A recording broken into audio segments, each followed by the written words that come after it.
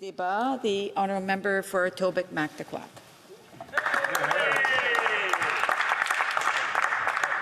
Thank you, Madam Speaker, and it is a privilege always to rise in this, the People's House, and to represent their concerns and to bring forward the concerns of Canadians. And I do that today with mixed emotions. I do that recognizing the weightiness of the matter that's before the House and what's being considered by the House, but also with hope towards what's coming in the future. And the motion we're considering today and debating is the fact that the privilege of this House was violated, that the Speaker gave a very clear directive and has ruled that indeed our privilege was violated in that the documents be unredacted and released to the RCMP for investigation. It's been very clear, and a majority of this House has spoken to that and voted to that effect, and right now the Prime Minister and his government are ignoring the will of the People's House. They are not acting in accordance to the wishes of the duly elected representatives from across this country and across parties. So this goes beyond partisanship. This is the will of Parliament that was clearly expressed, and right now what's holding up everything else in this House is the fact that the Prime Minister is not listening to what the Speaker has asked of him. So it is time that the Prime Minister listen to the will of this House, the representatives of Canadians from coast to coast.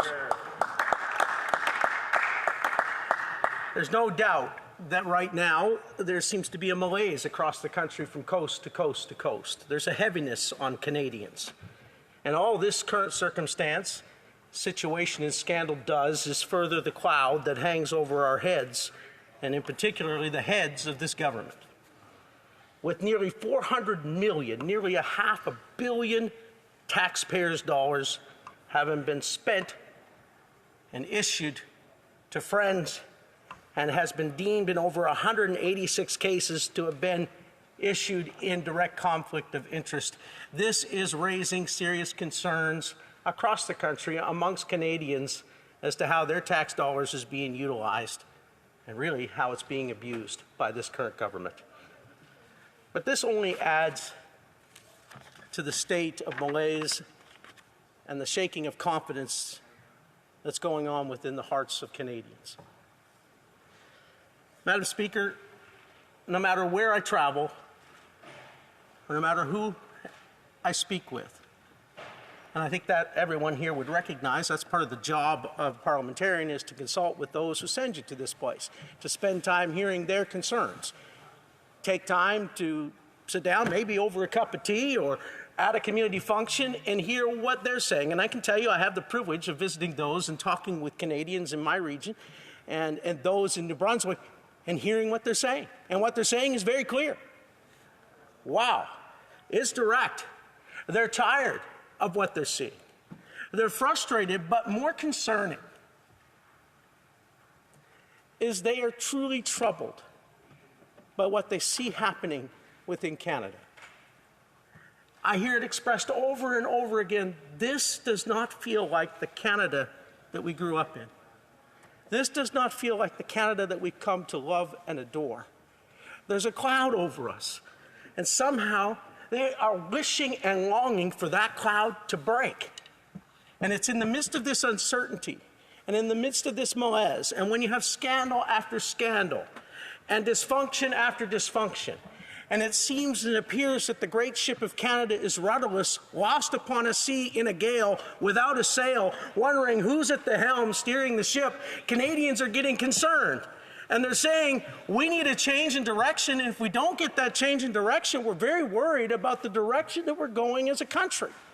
It's time for change. And that voice is being heard more and more in every conversation that I have. It reminds me, Madam Speaker, as I was preparing on this and reflecting on what I would share today, it's funny how things come back to you.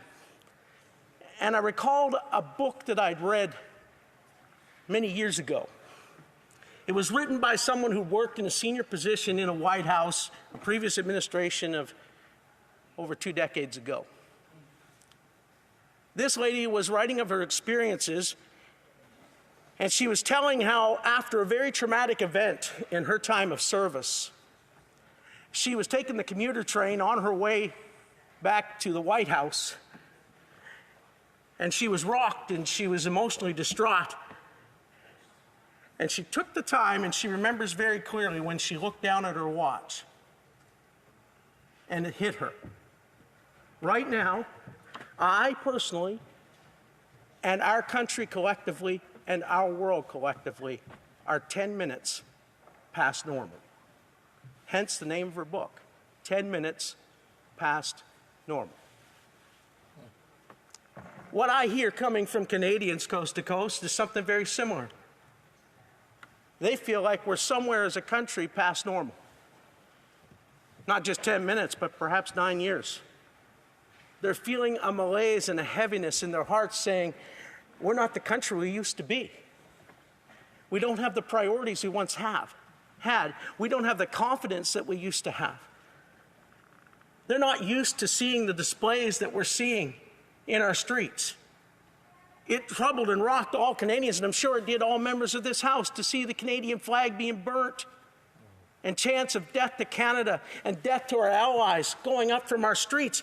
People are concerned, and they're saying, whoa, this is not the Canada we envisioned. This is not the Canada of our childhood. This is not the Canada where we could dream of having families and building a home and being able to live and thrive and pursue those things that we thought were lofty ideals but yet felt were still attainable. Right now, there's insecurity, there's fear, and they're feeling like we're a long ways past a place called normal, and we almost are longing for normal like a long-lost friend. But Madam Speaker, I'm hearing it from our seniors. They're dealing with the rising cost of living, and they're wondering, on a fixed income, how can they make ends meet at the end of the month? And then they look across and see billions of dollars going out the door, millions of dollars and hundreds of millions of dollars being spent on those who are well connected to government. That troubles them. They get frustrated. I hear it in the voice of young couples who are dreaming of one day building a home, but that seems so distant. Now they're wondering, when can I actually move out of mom and dad's place? They're not even sure if they can afford the rent because it's doubled and tripled in some places. I see it and hear it in the voices of families who are struggling just to pay the bills, and they got more bills at the end of the month than they have paychecks. They're wondering, how can I keep my kids in sports, or let alone plan to pay for their college or university? They're struggling under the weight and the burden of the soaring cost of living. I see it in the faces of our energy and resource workers and those who work in our mills and our factories, where their livelihoods have been attacked and assaulted through oppressive legislation and burdensome and cumbersome regulation. They're saying all we wanted to do was make a good living for our family. They're crying out for change. They're saying we're somewhere past normal, where an honest day at work and you made a decent paycheck, you could still dream, pursue, and even maybe take the odd vacation with your family. That's getting further and further out of reach for more and more Canadians. Citizens are feeling increasingly threatened by rising rates of crime, even in rural communities, like the areas I represent. They're genuinely concerned. The addictions epidemic is touching family after family after family. Despair has been rising. Why is this happening? It's because it's like we're a people who are adrift, and our leadership has no vision for the future of our country. Inscribed on our beloved Peace Tower, right here in center block, is that famous verse, timeless and true, that without a vision, the people shall perish. Right now in Canada, we are struggling as a result of a visionless leadership and a prime minister and a government that seems to have no overarching goals or high ideals for us to attain to other than preserving their place in power. Right now, Canadians are saying, we want to be the priority again. We want our dreams and aspirations to be attainable again. We want to be able to make a decent living and provide for our families and be able to pursue those things that we've longed for. We love our country, and we want what's best for our country. But what we need is leadership that gets it. Well, Madam Speaker, I have hope. I have hope that on this side of the House, there is vision. There is vision for a future Canada where Canadians can prosper and pursue their dreams.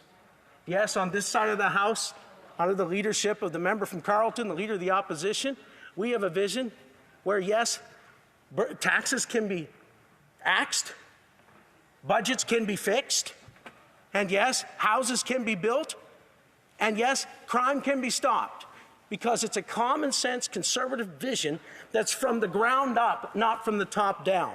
It's coming from the people across this country who are desiring a positive change and a return to the Canada that they love and cherish. That opportunity is before us, and it's rising from our people. Madam Speaker, I couldn't help in reflecting further about an old story. It took me back, because I find when you're talking about these matters and you're talking with Canadians, you hear almost, as it were, a homesickness in their voices.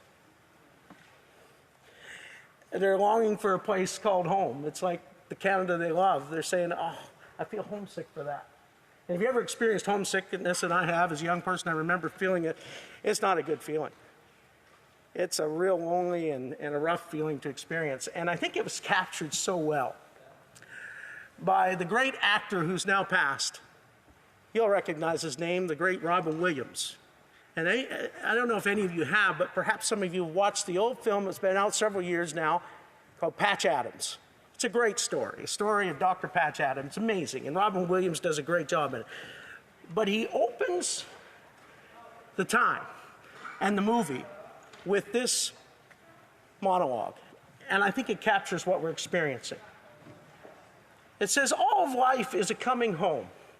Salesmen, secretaries, coal miners, beekeepers, waitresses, and mill workers, all of us. All the restless hearts of the world, all trying to find a way home. It's hard to describe what I felt then. Picture yourself walking for days in the driving snow. You don't even know you're walking in circles. The heaviness of your legs in the drifts. Your shouts disappearing into the wind. How small you can feel, and how far away from home you can be. Home. The dictionary defines it as both a place of origin and a goal or a destination. Or as the poet Dante put it, in the middle of the journey of my life, I found myself in a dark wood, for I lost the right path. Eventually, I would find the right path. Well, Madam Speaker, I conclude with this. Canadians are discovering the right path. They've been wandering, as it were, a long ways from home, wondering if they could ever get back there. But they're discovering the right path before them, and that will lead them to a home, to a Canada where opportunity abounds, freedom thrives, and where we can all belong and where we can all become all that we once dreamed of. That home is not that far away, and we can get there if we make the right choices in the coming election. Thank you, Madam Speaker. Thank you for this time. It's a joy to be before this House.